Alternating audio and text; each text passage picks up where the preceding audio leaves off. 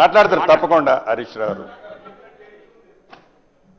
గౌరవ మాజీ ఇరిగేషన్ శాఖ మంత్రి వర్యులు హరీష్ రావు గారు ఎన్డీఎస్ఏ సంబంధించిన రిపోర్ట్ గురించి మాట్లాడినప్పుడు మా ఇరిగేషన్ శాఖ మంత్రి వర్యులు గారు అని కొంత ఎక్స్ప్లెయిన్ చేశారు. ప్రధానంగా 7వ బ్లాక్ ఏదైతే మేడిగడ్డకు సంబంధించిన 7వ బ్లాక్ ఒక్కటే కూలిపోయింది.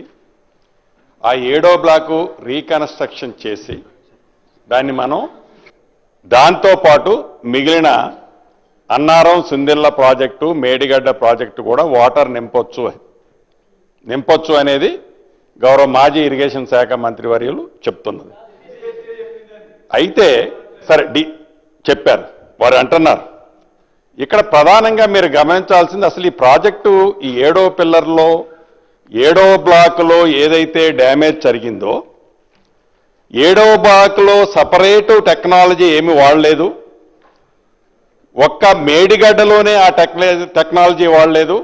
ఆ 3 బ్యారేజీలకు సంబంధించిన దాంట్లో ఒకటే టెక్నాలజీ వాడటం జరిగింది అధ్యక్ష.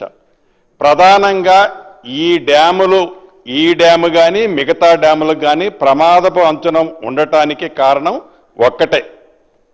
ఏదైతే ఆనాడు వ్యాప్కోస్ట్లో వాళ్ళు డిపిఆర్ తీసుకొచ్చి ఆ డిపిఆర్ని టెండర్ కాల్ఫర్ చేసినప్పుడు ఆ టెండర్ కండిషన్లో అప్ స్ట్రీము డౌన్ స్ట్రీమ్లో ఏదైతే కటాఫ్ వాల్స్ డయాఫ్రమ్ వాల్స్ కాంక్రీట్తో ఏవైతే వాల్స్ కట్టాలని ఉందో ఆ డయాఫ్రమ్ వాల్ని కాంక్రీట్తో కట్టని కారణంగా ఏదైతే ఐఎస్ కోడ్లో కానీ ఎక్కడా లేని ఒక సీకండ్ ఫైలు ఈ సీకండ్ ఫైల్స్ని మేము ఏర్పాటు చేస్తాం.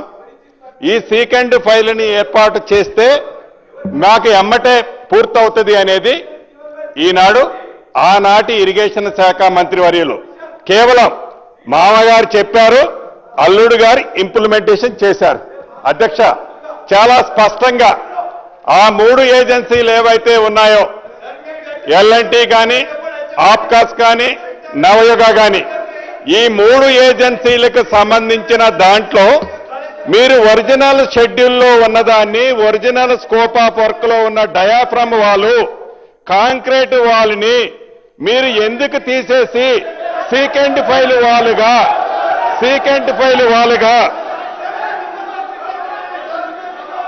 అధ్యక్ష